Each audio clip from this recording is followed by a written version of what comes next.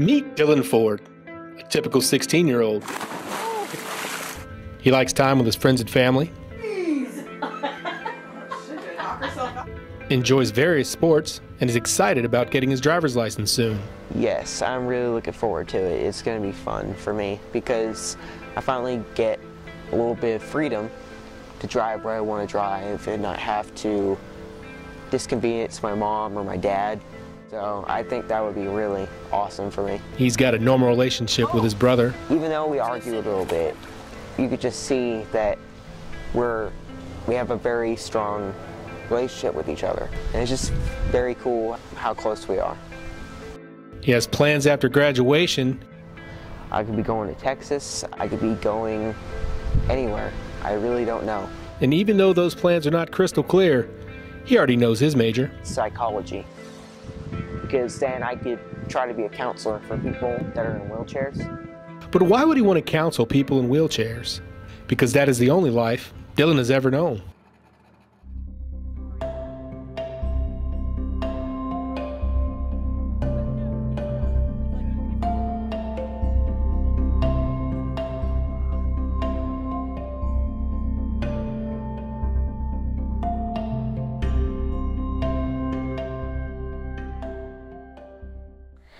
Dillon was given the live polio vaccine when he was 7 months old. It was an oral vaccine, and his body had an adverse reaction to the live virus in the vaccine. His antibodies were so pumped up from fighting off the live virus that they attacked his spinal cord.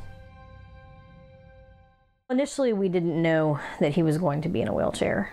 The neurosurgeon that diagnosed him told me that he had 30% chance of surviving the first 72 hours. And that if he did, he would be, there's only a 40% chance that he would be anything other than a brain dead quadriplegic. So him being in a wheelchair was the farthest thing from my mind. We almost lost him altogether. So, you know, to see him be able to be in a wheelchair at all was a relief. I was devastated. I had never been around someone that was disabled, and I was just really numb. I don't think we really ever made Dillon feel special.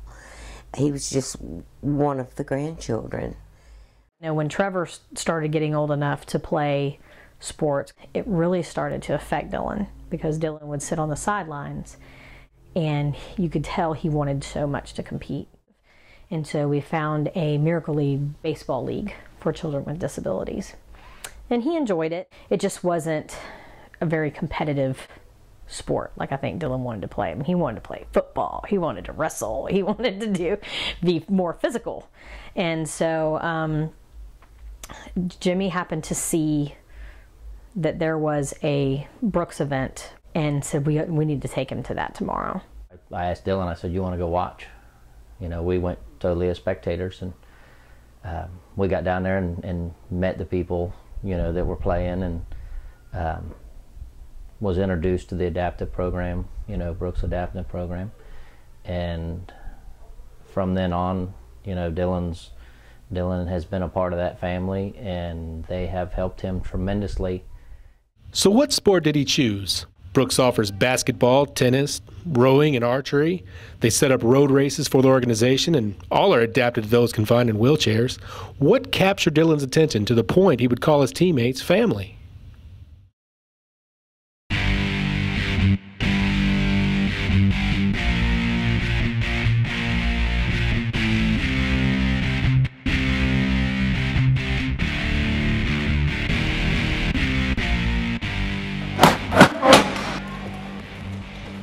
Quad rugby, quite possibly the most physical adaptive sport there is, has become Dillon's passion. I play rugby because I find a special relationship with it. Like, I've always wanted to play football, and it feels like the perfect sport. I made my first goal in Tampa, and there was this huge, big guy, and he was telling the other guys not to take the ball, to give him to me. And I could see my parents and everything cheering for me and stuff, and it made me really happy, and it has a very good place in my heart. I think it's a pretty good experience for him to actually do a sport that really most people can't, because like he's always watched me from sidelines while I played sports, so it's good to know that he can do a sport on his own instead of him watching me all the time. This program has done so much for him.